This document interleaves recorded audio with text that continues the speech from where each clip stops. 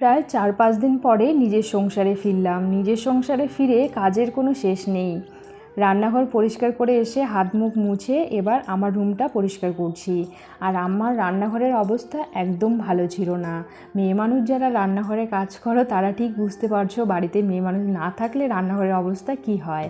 তো যাই হোক, সব কিছু পরিষ্কার করে রেখে এবার ভাবলাম নিজের রুমটা পরিষ্কার করি। আর এই রান্নাঘর আর নিজের বেডরুম পরিষ্কার রাখলে কাজের পরে রেস্ট নিতে আমার সুবিধা হবে, তাই ঝটফট এই দুটো কাজই আগেই সেরে নিলাম।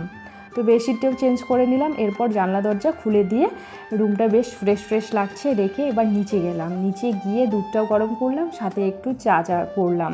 তো সবাইকে চা দিয়ে আমি একটু চা খেলাম, খেয়ে আমি রান্নাও চাপিয়ে দিয়েছি। চায়ের পরেই আজকে ভাত করলাম, কারণ আমার এই সব কিছু গোছাগুছি করতে করতে অনেকটাই লেট হয়ে গেছে। আমাদের বাড়িতে রাতের খাওয়া দাওয়া 8টা সাড়ে 8টার মধ্যেই হয়ে যায়। তো যাই হোক, সন্ধ্যা দিলাম, তারপরে রান্নাঘর পরিষ্কার করলাম, নিজের রুম পরিষ্কার করলাম, এই সব কিছু মাঝখানে লেট হয়ে গেছে আজকে। আর যেহেতু ও 3-4 দিন পরে গেছে, তো ও কিন্তু আমার মতোই রান্না করে। তা ভেটকি মাছ নিয়ে এসেছে আজকে। তো বাড়ির লোকের সেভাবে আর খাওয়া দাওয়া ভালো হয়নি 3-4 দিন, তো তাই মাছ নিয়ে এসেছে। রাতে করব মাছের ঝোল, আলু দিয়ে ভেটকি মাছের ঝোল, আর বাবার জন্য একটা নিরামিষ সবজি করব।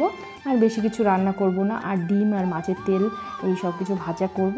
তো এই সবই রান্না। আর বাড়ির থেকে এসে রান্নাবান্না আর এই সংসারে কাজ করতে আজকের দিনটা বিশেষ করে আমার একদম ইচ্ছে করে না, মানে কোনো কিছু করতেই এনার্জি পাই না। তো যাই হোক, রান্নাবান্না শেষের দিকে এবার ফ্রেশ হয়ে এসে সবাইকে খেতে দেবো। তো আজকের মিনি ব্লগটি এখানেই রাখছি। টাটা, দেখা হচ্ছে পরের ব্লগে।